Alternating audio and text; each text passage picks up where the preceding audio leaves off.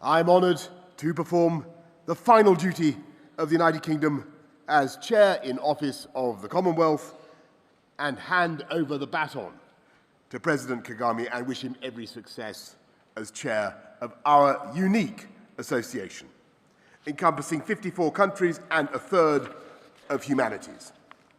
One of our newest members is now at the helm, and more nations are seeking to join, which tells you everything you need to know about the health and vitality of our Commonwealth, because for all the differences between us, we're united by an invisible thread of shared values, history, and friendship.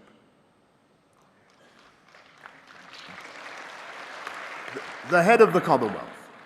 The head of the Commonwealth, Her Majesty the Queen, incarnates everything that brings us together, and it's fitting that in the year of her Platinum Jubilee, the association she cherishes should be gathering in the continent where she became Queen.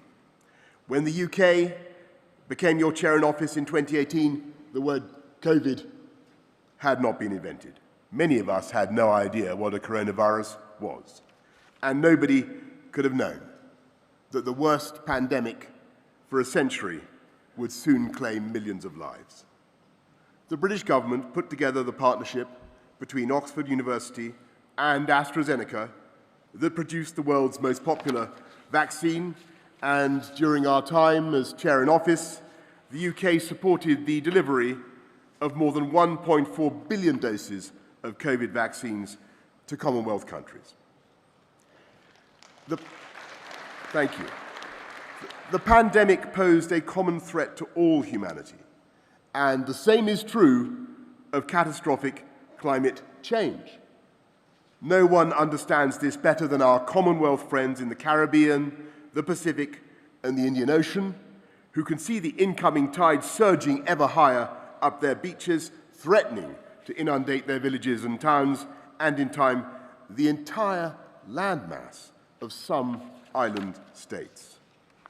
For them, the baleful effects of climate change aren't vague or theoretical, but already happening before their eyes.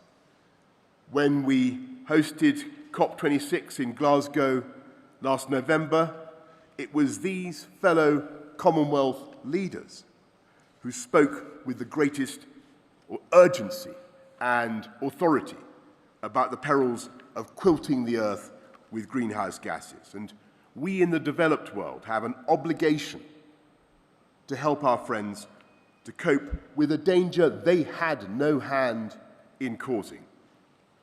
And during the UK's time as chair in office, the Commonwealth Finance Access Hub mobilised over $38 million for the most vulnerable members. But of course, we must press on and do more. And if I could imagine a silver bullet that would solve an array of problems and transform countless lives, it would be to give every girl in the world the chance to go to school.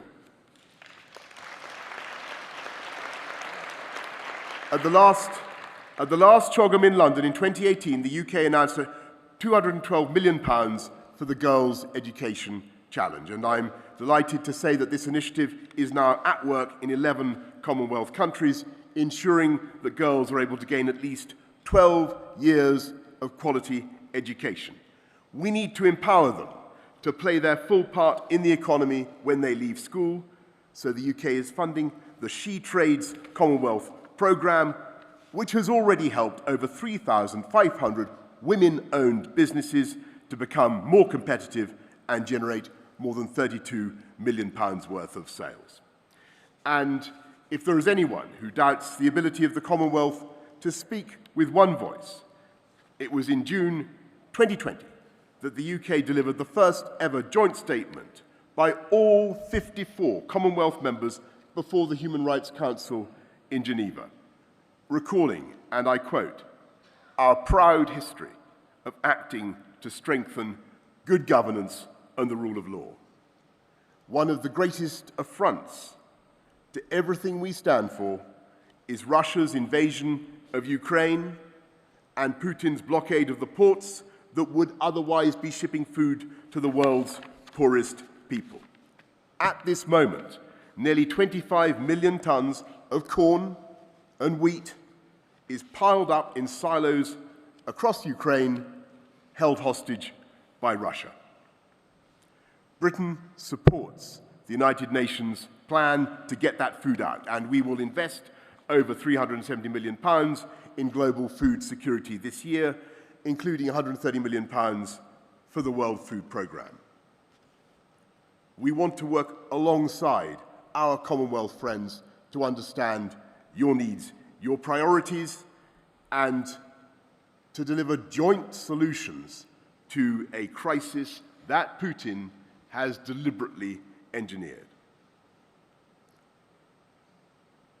For now, it only remains for me to thank every Commonwealth member for having given the United Kingdom the chance to serve as chair in office. And as I pass on this responsibility to President Kagame, a close friend and a partner, I know that he shares my boundless optimism about the future of the Commonwealth at the forefront of the international agenda and benefiting all our peoples. Thank you all very much.